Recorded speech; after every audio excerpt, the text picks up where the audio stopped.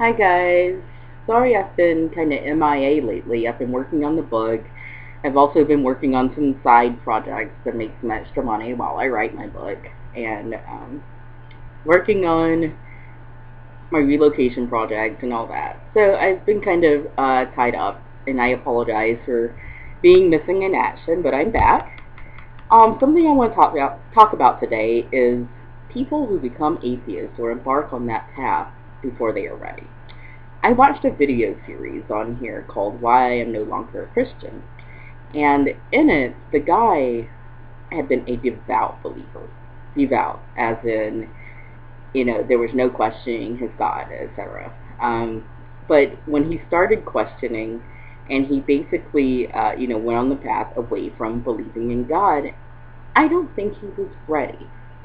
He himself admitted to, in there somewhere, kind of going crazy for a while. At one point, when he was believing in what one would call a pantheistic God rather than the monotheistic God, he himself thought that he was the second coming of Christ. And there were some other things where he was believing things that were pretty crazy and that were pretty out there. And I think the bottom line was that he was not ready to become an atheist.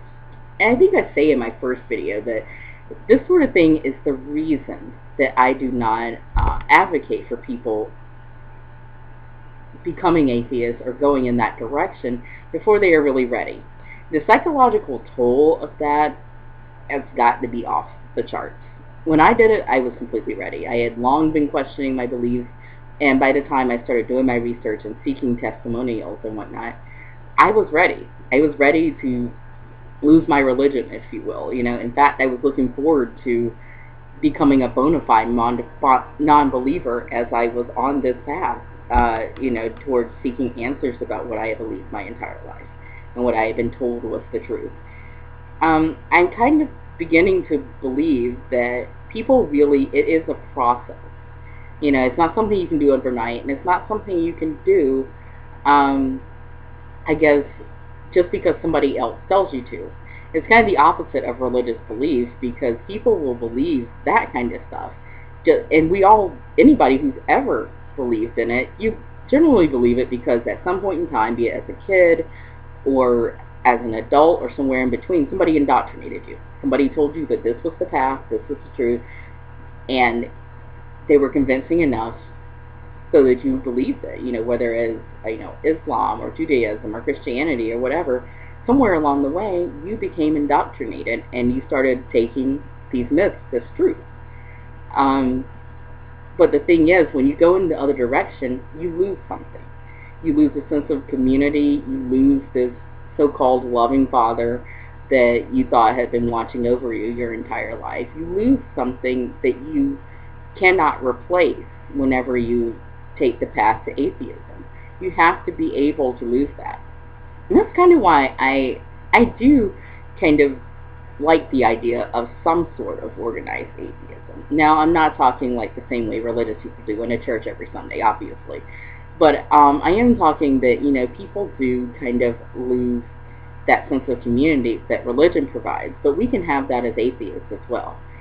We are a community, we make these videos. This is a great example of atheists being a community and, communing with like-minded people. And it's all over the internet.